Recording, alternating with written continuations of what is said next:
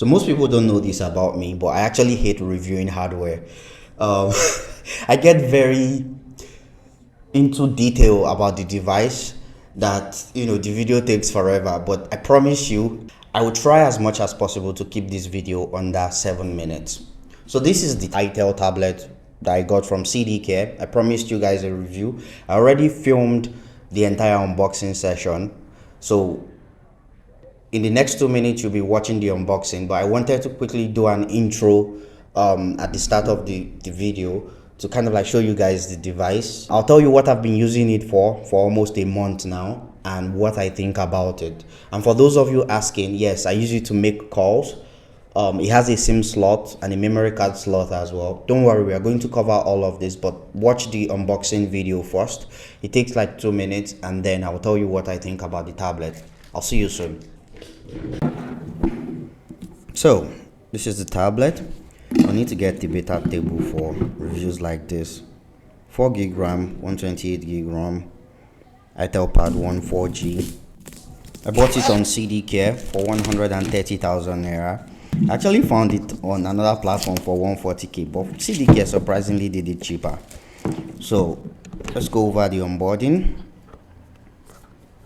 When you open it, you get this really smooth USB cable. It's type C. The charging port is also type C. This is a 5-volt charger. Don't worry, we are going to go over all of these specs later.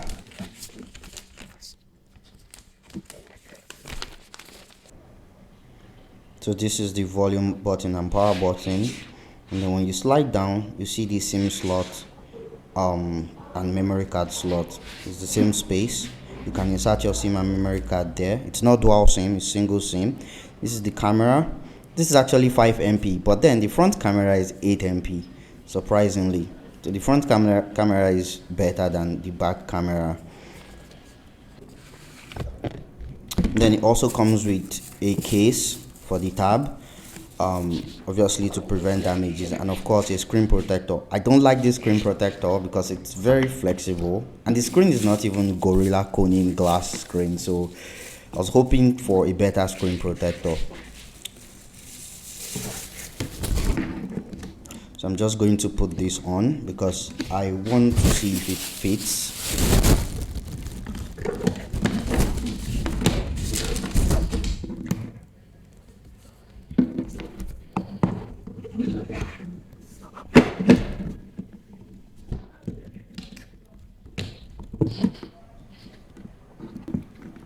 And I'm going to turn it on, and here we are.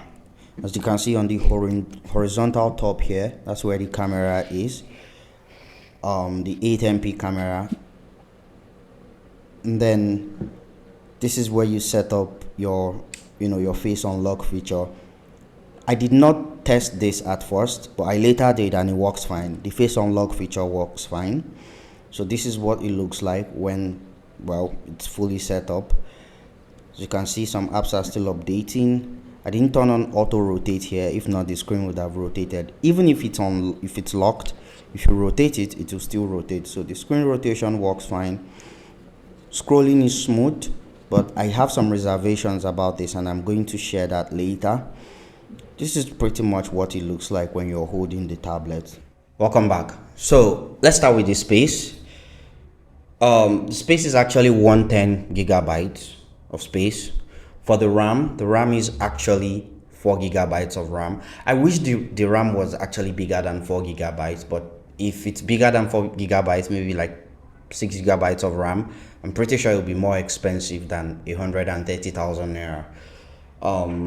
For the space itself, like just the screen, this is 10-inch, right? It's 128 by 800 if I recall, and for the camera, the back camera is actually 5 MP and this front camera is actually 8 MP, and it makes sense because when you're making calls on a tablet, you hold it this way, and your front camera is one of the features you would use the most, so it makes sense to have a bigger camera here in front. What's the picture quality like? I'm going to attach a picture I took on it, on top of this video. What else? It has this really smooth back. that I really really like. You've seen this SIM slot place. It has a SIM slot and also a memory card slot there, that you can put your memory card and your SIM. I don't have an external memory card, but I have my Etisalat SIM in it, and the network itself is 4G, and the Wi-Fi band is 2.4 gigahertz. You cannot do 5 gigahertz. It's just standard tablet, pretty much. I think one of my worries or frustrations with it is I wish the RAM size was bigger.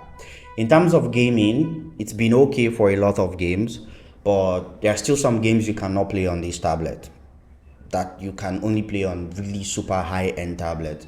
One of them is GTA San Andreas that got ported to Android by Netflix recently. I've tried to download it. I cannot find it on Google Play Store, but I will try to see if I can download it from elsewhere, maybe like a third-party platform out there. In terms of gaming, you can find games like FIFA, the normal FIFA you play on your phone, a bunch of other games too. It's not like you can't play games with it, but there are just some really insane high-end games that are new that you can't play on it. But it's Android 12, right? So you can play FIFA, you can play most games that you would usually play on your Android tablet or phone. Again, my frustration with it is the RAM. In terms of like just processing power generally, it's smooth, but because it's not a super high-end device, you still feel it when you scroll. Like, it's not as smooth as your latest Samsung or your latest Pixel or latest iPhone, right? But I've also been able to do some things on it, like Netflix, for example. Also Canva, you can run Canva on it. Sometimes the apps take like an additional 3 seconds to load up. So this is Canva. I've been using Canva on it. If you're looking to maybe work from home and just do some basic things, you might want to consider this. If you're doing something heavy like maybe Photoshop and code, then I advise buying a laptop. But if you're looking for a standard tablet, you can just live in your living room and pick it up sometimes to do stuff. This works fine. And like I said, you can use it for calls as well.